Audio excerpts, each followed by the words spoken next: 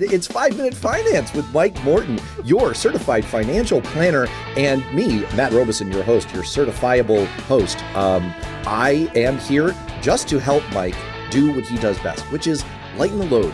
Other shows try to bore you with lots of minutia or trying to over-optimize every last thing you do in your life. That's not what this show is about. We just want to take things off your plate and make it easy and practical. And today we want to talk about super duper taking things off your plate. Mike, this is like the supersized version of you want to take everything off your plate and then throw out the plate. There's no plate at all. But there's no spoon. Thanks, Neo. There's no spoon. Yeah, no, we're taking it up a level. Now there's no plate. There's no plate. All right, what do you mean? What do I mean by what you mean? All right, taking a break from work, taking a gap year, taking a sabbatical. Want to talk about how to make that happen. It's fascinating. I've had a few clients, Matt, that really wanted to make this happen. And we worked on a plan and put it together, and they were able to take time away from work, do something different for a little while. And I think it's great. We were talking about their last episode, like the middle essence. We're in the middle of our careers, which is really stretching with longevity. Everybody's living longer, healthier longer. You now have a long time from 20 to 60 to 70 where you're, ostensibly working the entire time. So why not take a break in the middle? Take the load off. I have so many questions for you. It's not even funny. Oh my gosh, the questions are just spiraling out of my mind. But look, I'm going to hold that. I'll hold on to that. Speaking of holding on to things, we hope people will hold on till the end of this episode. We've got our usual listener question, which is an interesting one today. It's about what if your high schooler is thinking about medical school? Then what do you do? My advice is panic. Panic. And you'll want to hold on until the very end when we do our one thing segment. And you want to talk about the experience being what matters. I'm going to let that hang in the ether. So that is all coming up later on. But let's talk about the rundown here. What are people going to get here out of this show, out of this discussion about a gap year, about taking a sabbatical from your work? All right. Gap year, taking a sabbatical. We're going to talk about today why to take time off from work.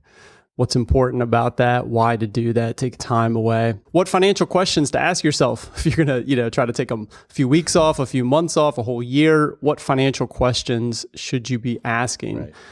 How to set up a sabbatical fund. You probably need some money to make this happen. We're taking time off from work, maybe less income.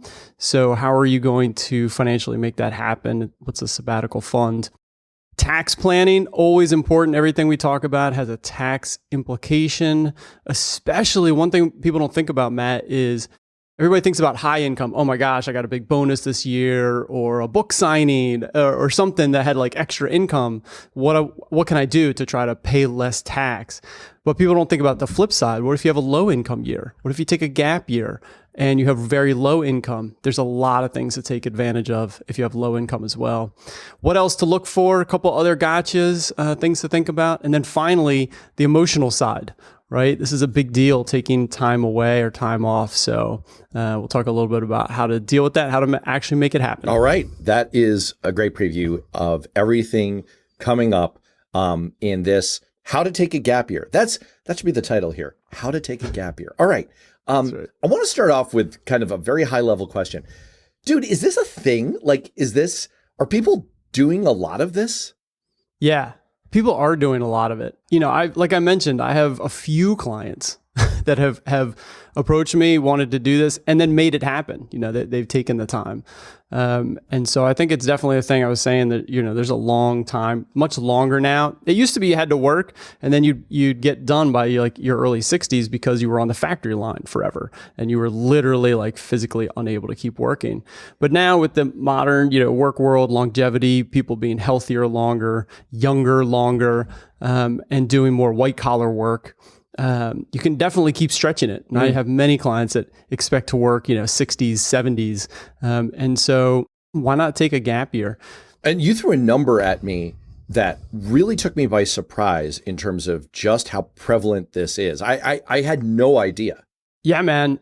This is shocking. 16% of workers report having taken a formal sabbatical. 16%. That's a huge rise. It's gone up 5% in the last decade. It is massive. I just think that, people working longer, living longer, we have such a number of years now. It's like so long. And also with the job switching, right? It used to be how you sort of had one career. People are now jumping around quite a bit. I don't know the stats on that, but I think it's somewhere around your average 20-year-old will have like 8 or 9 jobs. They'll keep each job for like a few years, 4 or 5 years. I mean, it's just massive. So why not take gaps, in between there? It reminds me actually, we did this. My wife went to medical school and became a doctor. And before her first job, we took 3 months off. Because we knew it was going to be a long stretch after that, just getting into a career and working for a long time. So I had the opportunity. So when you do in between jobs or whatever, why not take some time, man? Well, two things. First of all, I remember when you and I were about college age and preparing to go out into the workforce, I remember hearing that statistic that the average professional has 8 jobs in their career. It's actually gone up to 12. 12 jobs. That's number one. And number two, that's fascinating. I mean, my wife also took a little bit of a gap, and that had more to do with, she's also a doctor and she was feeling burned out. She's one of those professional women who was feeling burned out. And we were in the middle of a move geographically. And she said, I'm not going to take a job immediately. And she did other things. And we had very young children at the time. Anyway, there's all kinds of reasons to it, but I can see from my own experience and obviously from yours how people could reach a point where it's like, yeah, I've got a long career. I'm putting everything into it and I'm trying to balance family. And it's like, maybe I need a little bit of a mental reset. Yeah, exactly. Yeah. It just reminds me that 53% of women in leadership roles, report feeling burnt out. just more than half, man. Or to put it another way, 100% of women married to you or me feel burned out by their experience. Exactly. We need to investigate that at some point. But all right, moving on. So it seems like a driver here for a lot of people, for your clients, and what you're seeing in the statistics is burnout. Very demanding jobs, very hard these days to balance your family needs and your professional needs. And you really are seeing this. That's basically what your clients are coming to you with. That's exactly right. It's funny too, the number of career transitions. Of course, people reach out to a financial advisor when it gets more critical, right? Like you might think, you could use some advice. But then when you're, buying a new home or changing jobs or starting a family, that's when you really, it's enough to push you over the edge and be like, all right, I'm actually going to reach out and do this thing. And career changing is just a massive one. Pretty much everybody I talk to is like, yeah, at some point, I'd like to change jobs. Either it's in the next year or next 5 or 10 years. They're like, this is not sustainable. This is not like, very few of my clients say, hey, I'm in my forever career. I'm going to be doing this for 20 or 30 years. People come to you, clearly, your clients, and they're like, Mike, I want to do this. How do you start to break down the how? Yeah. So first you just got to, start thinking about how to structure it, right? So what is your time frame? What's a possibility for you? Is it kind of open-ended? Like, I'm going to quit my job. I just need some time. I'm not sure how much time, I know it's going to be a few months, but could stretch longer. Okay. Write that down. Do you know, like, geez, I can't last that long. I'm going to take 2 months. It's going to be kind of that 2 months. Or maybe you have something already set up where you're like, hey, I'm taking this new job in September. So I know I have 3 months. So first, just work on the time frame, how long you think this is going to last. And then let's start talking about some numbers. Will you make some money? Are there some passive income? Will you be having some, you're taking a leave, you got a layoff, or you got a bonus, whatever severance package, that'll last you for a while. So take stock of not only the money you have, but, maybe the money that you might be getting. And then on the other side of the ledger, your expenses. Hey, what are those essential expenses that you're going to have that you can't get rid of? Well, you still got the mortgage, or, I'm not giving up my rental properties, where I rent. So we still have that, and still need to eat, and, if you need to travel. So some of the essentials, and then some of the other things that you're going to be building in, like, hey, I'm going to take a vacation or some other stuff, start jotting down some numbers. And don't forget, big one is healthcare, right? So if you're going to be taking a gap year, gap few months, where's your healthcare coming from? And make sure you plan for that. And I guess you could always, if you want to get coverage through the ACA exchanges, you could try to time it to the open season. So there are, I guess, ways you could try to line that up. You said at the top that one thing that your clients do or that you advise them to do is to set up a sabbatical fund, which clearly is a euphemism for robbing banks. How do you go about planning a bank heist? Well, you first have to make sure to get some friends that aren't going to rat you out. Right. Per that documentary, The Town. Right. Great idea. Right. I love it. So really, what is a sabbatical fund? I mean, yeah, pretty straightforward, right? We're going to probably have more expenses than income. I mean, if you're leaving a job for some weeks or months or even an entire year, you're probably going to be spending some of your savings. And so you want to make sure that's what we're calling the sabbatical fund. So now we're in the planning stages. Hey, I'm getting burnt out. This job is only going to I can't stay here more than another couple of years. Like I got to get out of here. Well, now you've got a couple of years until you're going to take a gap. So that's when you start planning, right? So do I need to save into the sabbatical fund? How much am I going to need for that gap, and start building that up? Maybe you already have some funds. A lot of my clients come in, they've already been great savers. They've got their 401ks and their IRAs and brokerage. And so they've already started saving, and so they're going to continue to save. So we just need to plan for the money. But that's the big thing, is just making sure that, if your expenses, if you don't have rental income, from rental properties, that passive income, then you're probably going to be spending more than you make. And you got to make sure you plan, meticulously for that. Because also, especially if it's an open-ended, we said some of these could be open-ended. I'm not sure when I'm going to take that next job. Now you really want to have some buffer, because like I said, we'll get to the emotional side. It's way harder to suddenly turn off that income spigot. Let's talk a little bit about the tax piece of this, which you teased at the top. I imagine that there are things that you get people set up to do to make sure you either don't get walloped and or take advantage. Yeah. First of all, you got to think of where's the money going to and coming from. So in other words, during the gap, if you're going to be spending more than you're making, where are you going to literally get that money from? Okay. Because you want to take it from your checking, savings, or brokerage account, what we call your taxable accounts. What you don't want to do, right, is have it in your 401k or your individual retirement account in these other or 403b, these retirement accounts. That money is not as easy to access. If it's in a 529, that's for education. So you can't really pull the money out of there. So you got to make sure the money's in the right place. And again, that gets to the planning aspect. If you know this is coming up in a year or two, maybe you slow down the 401k contributions. Maybe you slow down the IRA contributions and build up in that taxable account, because that's where you're going to be spending the money from. So make sure you think ahead about where you're going to spend it. And that has at least that's one of the tax implications for taking this year. Got it. And any other, just while we're planning, grab bag items, things to look out for, traps to avoid? Yeah. Other things in the tax planning realm. Before we leave that, now we're talking, maybe you have a low income year. So maybe you said before, maybe we're both taking a year off, or at least 6 months off. Right. Now, as a family, we have very low income. We've been working at high paying jobs. We were great savers. So we plan to spend $50 or $75 or $100,000 this year to take a whole year off with the family. And our income will now only be $100,000, because we worked a couple of months or something. So you're in a very low income bracket. And when you're in a low income bracket, things you want to take advantage of there could be Roth conversions. We've talked about doing Roth conversions, and that hits your income, your taxes in the year you do the conversion. So if you convert 100 grand from your IRA to your Roth IRA, that's 100 grand of income. So if you're in a very low income year, pay taxes when tax rates are low for you. So that's a great time to do a Roth conversion.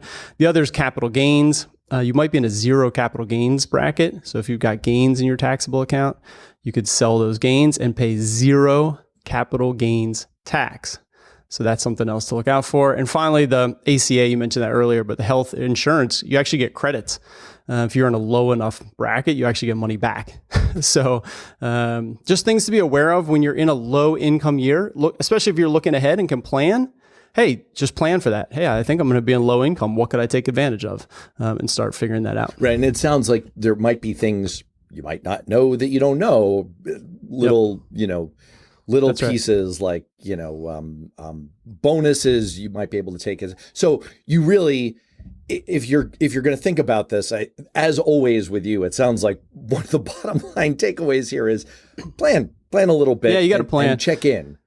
Yeah, because again, like you just mentioned, the bonuses, I mean, other income could really throw you off. Like, oh yeah, I'm so excited to take off. And you take off in February, forgetting that your annual bonus comes in March. Oh, yeah. Well, maybe wait until April, to finish that job. So the timing of when your bonus is vesting, especially in your 401k, if you haven't stayed that long at work, make sure that money's vested in your 401k, the employer contributions, RSUs, stock options, super critical to be aware of when those are coming in. ESPP, like when those things hit throughout the year, just make sure you have a good plan on when the timing is going to be right for you. You talked about the emotional side of this. Let's hit that real quick.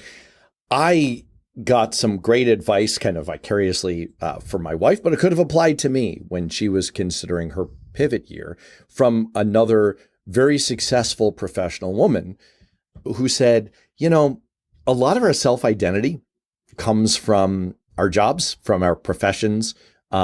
It's when you ask people what you do, the response in English is, I am a, meaning it becomes what you are and how you define yourself. And that can be, it's interesting, your statistic, 53% of professional women feeling burned out, because her point, my friend's point was, this is particularly harder for women who have been working harder to kind of make those gains in the workplace, and letting go of that, I think can carry a bigger emotional burden. So what have you experienced working with people going through this? Like, how do they navigate that part of it? Yeah, I mean, you got it exactly right, Matt. That is what you need to navigate through. It's the same discussion. We had it a few weeks ago on the diversify your identity. Yeah. And this is why. And it's the same thing a lot of people go through in retirement, not retiring to something, but retiring from something. And you really want to move towards the next thing. It feels much more supportive. But it's really hard. Especially if you're just going to take off. So one of the things you can do is called fear setting. Oh. And so what you do is you go through your fears. So, okay, I'm going to quit my job tomorrow. And now list all your fears. Oh my God, I'm not going to have income. I'm going to become poor. All my friends are going to stop hanging out with me. My husband's going to leave me. My kids are going to hate me. Like, just write down everything, like the worst. Write down all your fears. And then go back and say, is that true? Is that really true? Is that, is my husband really going to leave me? I mean, I guess not, probably not. Okay. Are my kids really going to hate me? Are my friends really going to stop hanging out with me? So you can go through, do the fear saying, what's the worst? What's in your mind? The worst that's going to happen? What's it going to look like? Write all that down, and then go through and say, is that actually true? And then to your point, Matt, you also go the flip side. Like, okay, how could I mitigate this? If this is truly a fear, okay, this could happen. How could I mitigate it? What's the possibility it's going to happen, and those kinds of things? And that can be very, very helpful. All right. Well, sounds like the bottom line is lots of people are doing this. That's a huge amount. They're doing it for very good reason. A lot of people are feeling burnt out. And the bottom line is this is quite doable and quite valuable in people's lives. Just have a plan for it, because there are, there's the emotional side, there's the financial side, and you can make both sides so much better with a little bit of simple planning. And as always, that's sort of the Mike Morton logo. Speaking of which, let's get to our listener question. And I will remind people, as always, if you want to ask a listener question, you can just email pod@mortonfa.com. If you're a client of Mike's, just call him. Just be like, yo, I've got a question. I got a question. That's how it works. All right. The listener question. My high school student is talking about going to medical school. Should I put more into his 529? I'm going to answer this. No, he's going to be a doctor. Let him pay for it. Let him pay for it. You know how much those medical loans are? You come out of there with like $300,000, $400,000 That's his problem. Oh, wait, my wife's a doctor. We're still paying that off. Never mind. Put a lot into his 529. What's your answer? What's the real answer? The real answer is exactly what you said. No, don't do that. No, I would be cautious about putting money into a 529 for a high school student's graduate school. Okay. So if it came to me and said, hey, they're thinking about, going to grad school or medical school, but they're a, junior or senior in high school, I'd be like, all right, well, let's see what happens. You also don't, at this point, you don't even know what you're paying for college. You're not even sure where they're going to college, how much you're going to be on the hook for paying for college. So start there with, once they're a freshman, at least, or, they've been accepted and you've gotten the financial package, at least now you know what you're on the hook for. And maybe it would make sense to put more in a 529 at that point. But for someone in high school, it's a great question because parents, love to support their kids and say, oh, this is great, medical school or, graduate school. And we really want to make sure we can cover all that for you. That's a great thought. But you always want to save for your retirement as well. And 529s are pretty locked in. You can take the money back out. There are ways. But I would probably just save the money in some other account in the meantime. And then you can always add it to the 529 in the future, if that makes sense. I mean, to the listener, I will say, and this is not financial advice, everything Mike says is not to be taken as financial advice. That's doubly true in my case. Let's face it, there's at least a 90% chance that your kid is going to go through college and decide that what they're really into is intersectional, nonconformist slam poetry. And they're never going to go to med school, which is fine. That's what this generation does. That's how they spend their time. It's great. It's really wonderful. We're definitely leaving society to a great achieving generation. And we love the young people. We love the young people. Again, this show is for, if you're Gen whatever alpha, this is for you. Skibbity Rizzler yacht. Okay. Let's get to our one thing segment. You want to talk about, it's the experience that matters. So many questions. What experience? What matters? What are you talking experience? about? Yeah. What matter? The experience, we all know this, but I thought this is a good one to bring up again, that spending your resources, your time and energy and money on experiences brings greater satisfaction. And this is backed up by the research that people that spend more on experiences report greater happiness and longer lasting satisfaction than those who buy stuff. And I love this because I think there's three, it's like a triple whammy for me, because you have one, the anticipation of the experience, like, oh, we're going on this trip, or I'm going to this show, or we're going out to dinner, or whatever, going to the park, it could be lots of free stuff that can be experiences. So you're thinking about it and you're really excited. Then you actually do the activity, right? Which is really fun and it's different and it's engaging. And then finally you've got the memory. So now you get to revisit in your memory bank, like how great that was. So I highly recommend focusing on the experiences rather than the stuff. It prompts a couple of reactions for me. It's a great point. One is that there's a very robust research finding in psychology about envy, and experiences are a lot more resilient to feelings of envy than material wealth. And you can go back to my intellectual hero, Daniel Kahneman, who invented behavioral economics, did kind of foundational work in this, showing that we make a lot of relative comparisons in our well-being, and further work by other psychologists showed it's amazing. People would prefer to live in a world where they earn $50,000 a year and everyone else earns $25,000 a year, versus a world where they earn $100,000 a year, but everyone else earns $200,000, because you care about how it's ingrained. You care when it comes to income levels about how other people are doing relative to you more than your absolute well-being. Experiences don't have that. So even though, like, I know that you took this incredible trip to Australia once, this is a true fact. You lived there and it sounds like an amazing experience. I don't have envy about that. And I kind of filled my mental storage jar with my own experiences, with my own trips. And that is a much better, more lasting psychological feeling, I guess. I'll leave it there. I was going to say two things, but per the segment, I'll leave it with one reaction. One thing. Facts. Yes. Here's a question. True facts. Why do we say true facts? That's what the kids are telling me these days. True facts. That's repetitively redundant. Yeah, repetitively redundant. Well, though, you got to be careful in this day and age. There could be false facts out there.